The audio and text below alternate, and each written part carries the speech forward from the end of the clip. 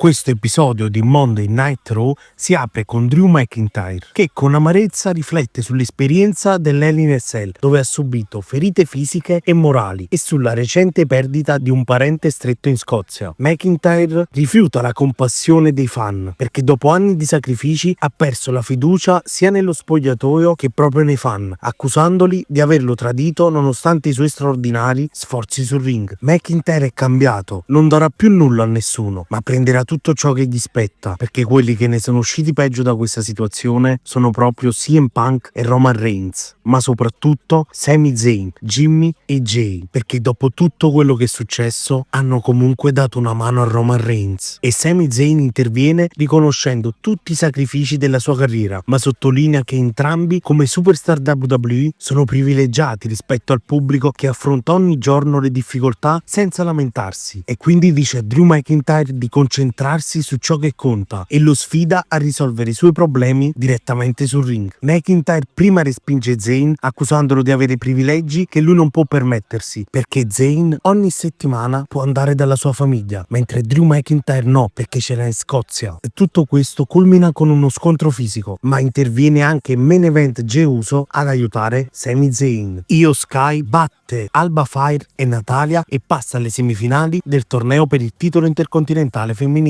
Liv Morgan e Finn Balor continuano a litigare e Dominic Mysterio dice di avere un piano per stasera, quindi chiederà ad Adam Pearce un match contro Damian Priest. Jey Uso e Sami Zayn decidono che sarà Sami Zayn stasera ad affrontare Drew McIntyre nel main event. Poi abbiamo visto Chad Gable battere Akira Tozawa in meno di 2 minuti. Poi abbiamo avuto anche il match tra Damian Priest e Dominic Mysterio, durato giusto 2 minuti perché sono intervenuti JD McDonagh vestito da Babbo Natale, Carlito nascosto sotto il ring e Finn Balor, ma poi ad aiutare i Priest sono arrivati i War Raiders. Seth Rollins ci dice che non ce la fa più ad aspettare e che il 6 gennaio alla premiere di Raw su Netflix ci sarà il match che attualmente è il più aspettato in tutto questo sport, e vedremo una rissa violenta perché i due si odiano davvero. The Miz contro Dexter Lumis finisce in squalifica e poi vabbè la Wyatt Six attacca il Final Testament bla bla bla. Damian Priest e i War Raiders creano un'alleanza per distruggere il Judgment Day. Il New Day continua a non riuscire a parlare per colpa dei fischi del pubblico, e in prima fila era presente anche la madre di Kofi Kingston, che se n'è andata rifiutando di abbracciare il figlio. Poi siamo arrivati al main event, il match tra Drew McIntyre e Sami Zayn, vinto dopo 10 minuti bellissimi dallo Scottish Warrior, che dopo il match ha continuato ad attaccare Zayn, ed è arrivato Jey Uso, ma ad aiutare Drew McIntyre sono arrivati Tama Tonga, Jacob Fatu e Solo Sikoa, e con le immagini della nuova Bloodline dominante si chiude questa puntata di Monday Night Raw. Io vi ringrazio e vi ricordo di lasciare un like, di iscrivervi e di farmi sapere con un commento se vi è piaciuto questo episodio di Monday Night Raw, ma soprattutto volevo farvi gli auguri di buon Natale. Ciao ragazzi!